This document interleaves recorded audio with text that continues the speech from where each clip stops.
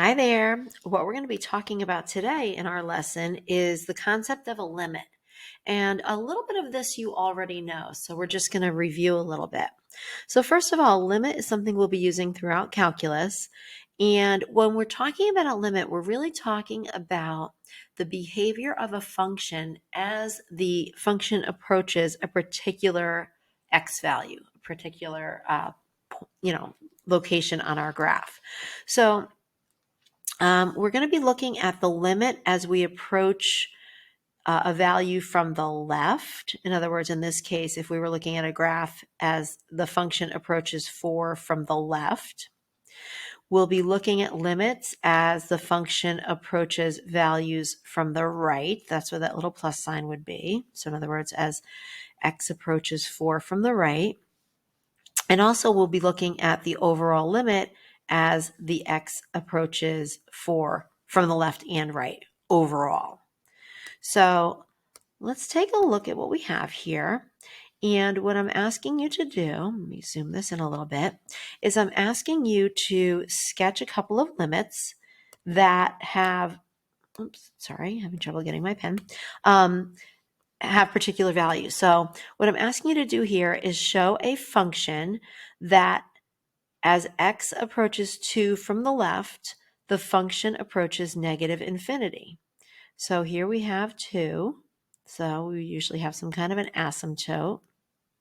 And it says that as the function approaches 2 from the left, the overall function approaches negative infinity. So that would look something like this. And notice we are only doing a one-sided limit here. We are only looking at the function as it approaches 2 from the left.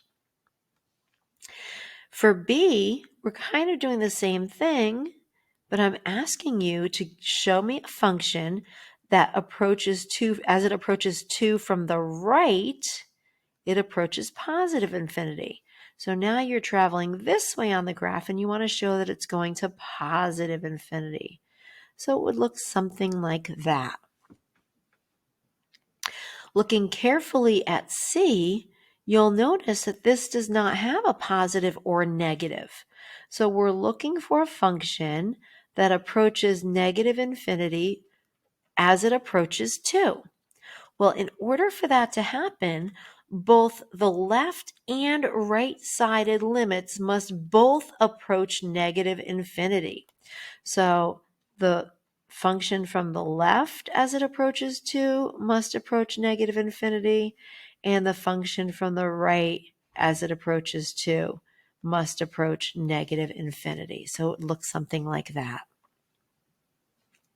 And on this last one, I'm asking you to sketch a graph that as x approaches 2, the limit approaches infinity. So similar to what we have here on letter C, except for the fact that they will be approaching positive infinity, not negative infinity. And again, in order for that limit to exist and for them to approach positive infinity, they both have to approach positive infinity from the left and from the right. So that brings us to this information. So a limit will only exist if both one-sided limits exist and are equal. Okay, so the limit from the left has to equal the limit from the right in order for us to calculate the limit of the overall function. Now, sometimes, and if you remember Mean Girls, sometimes the limit does not exist. And that can happen a couple of different ways. I'm going to show you one example, and it could be where I'll show you two examples. I'll sketch one out. So it could be what we just did, right, where we were looking at the limits. So if we had something like this, where something's approaching negative infinity from the left, and the function is approaching positive infinity from the right as we approach 2, that would be an example of where we say the limit does not exist because they're not approaching the same value. Another example could look like this. Get some different colors here. From the left, we could have something, maybe we have a line here with a positive slope, and then maybe we have a parabola. Well, if you look from the left, it appears that it's approaching, let's just say that's a height of 3. And from the right, the function is approaching a height of -1. Well, they are not approaching the same value, so the limit does not exist. So the limit does not exist, occurs when the limit as x approaches a from the left of our function does not equal the limit as x approaches a from the right of our function. And look at how we wrote that. Okay, you're going to have to be able to know this notation and be able to write it and be very clear with it. Okay, let's go to the next page.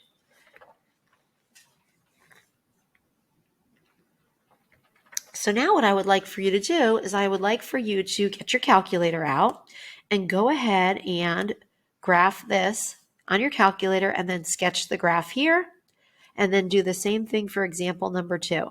I'm going to pause this video. You go do it on your calculator, sketch it, take a look at it, and think about what's happening here.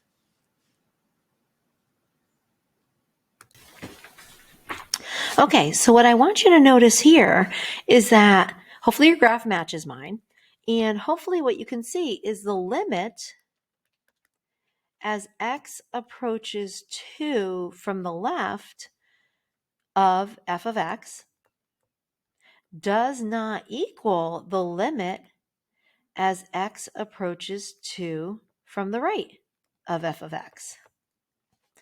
Therefore, the limit of f of x as x approaches 2 does not exist. They're not approaching the same value. So the limit does not exist. The limit really tells us what they're approaching. On the second example, I hope that you thought about the fact that we can factor the numerator and that we would get a point of discontinuity at 2, 4.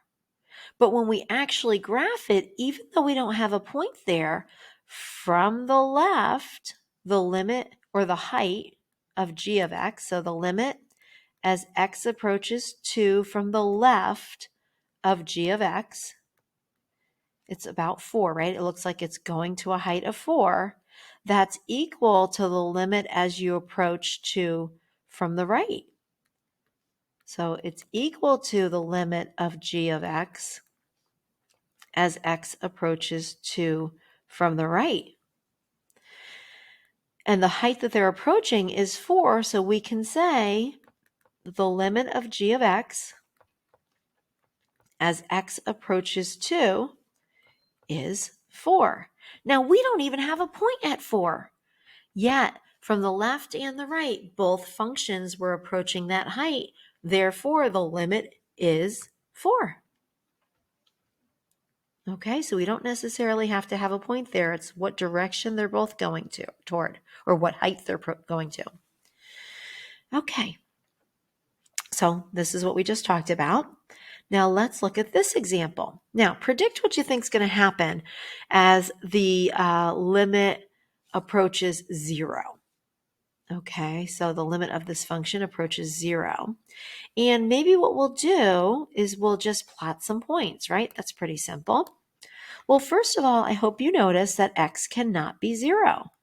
We have a restriction on our domain. We will have an asymptote there, a vertical asymptote. Now, let's just plot some points. 1 over -1 is -1. 1 over -2 is -2. 1 over -3. Oh, I'm going the wrong way. Sorry. 1 over -1. Let me erase that. Sorry. 1 over -1 is -1. 1 over -2 is -1/2. -1/3. -1/4. -1/5, and so on. And our function will continue this way. So our function is going to look like this on the left. On the right, here we go, 1 over 1, 1 over 2, 1 over 3. So we can clearly see we have an asymptote at y equals 0. And then the function will go this way and approach that asymptote. So the limit as x approaches 0 from the left of our function is, look where it's going, negative infinity. The limit as x approaches 0 from the right of our function, so from the right as we approach the x value of 0, is positive infinity. Hopefully you notice they are not going to the same place. Therefore, the limit as x approaches 0 does not exist. Because from the left and from the right, they are not approaching the same value. Okay? Here we go. Okay, these get interesting because look, we are dealing with absolute value. And what we have to remember is absolute value has two cases. It has the positive case and the negative case. So we always have to remember that. So when we look at this function, we can graph it and we can study it, but we can also calculate it. So first of all, if you were to put this in your calculator, you would see that the function looks like this. We have x over the absolute value of x, look like that, and it would look like that. Okay, we can't have x in our denominator because our function would be 0. It doesn't result in an asymptote. It results in a point that doesn't exist there. Now, when we calculate this algebraically, we have to do the two cases. This is the positive case here, and this is the negative case for the absolute value. Notice what we did.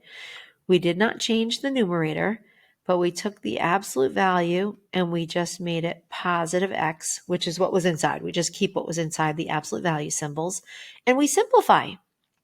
What is x over x? Well, it's 1. So we know that as x approaches 0 from the positive side, this function approaches 1, and you can see that in our graph. The second case we have to account for is the negative case. In other words, what if this was negative inside and the absolute value turned it positive? So we're going to have x over negative x. Simplify that. X over negative x is negative 1. So the limit as x approaches 0 from the left is negative 1.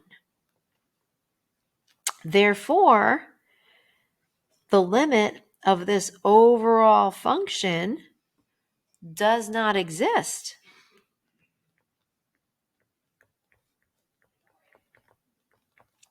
And the reason is the limit as x approaches 0 from the right of the function, I'm going to call it f of x, does not equal the limit as x approaches 0 from the left of the function. One approaches a height, the positive case approaches a height of 1. The negative case approaches a height of negative 1.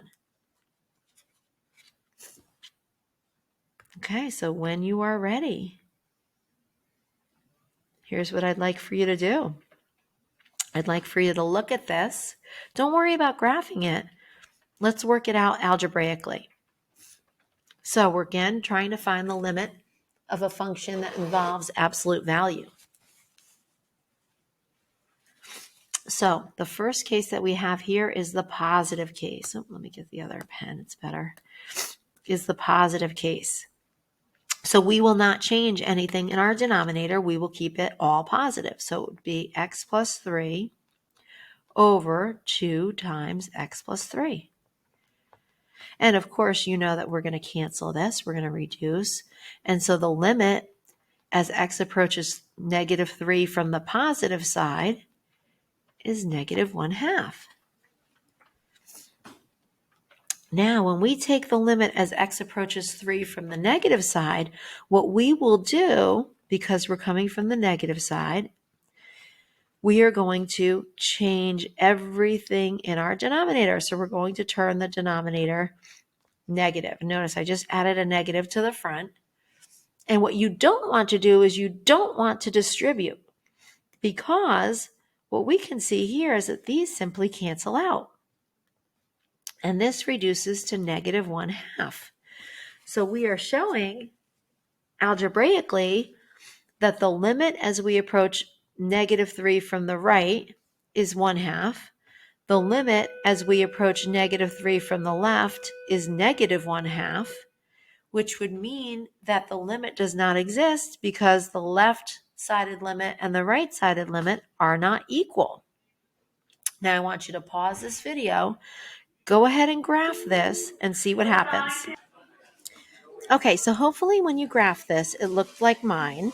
And I just wanted to point out, the reason we were choosing negative 3 here to calculate the limit is because of the fact that if we put negative 3 in here, we would get 0 in our denominator. So that would sort of be an excluded value.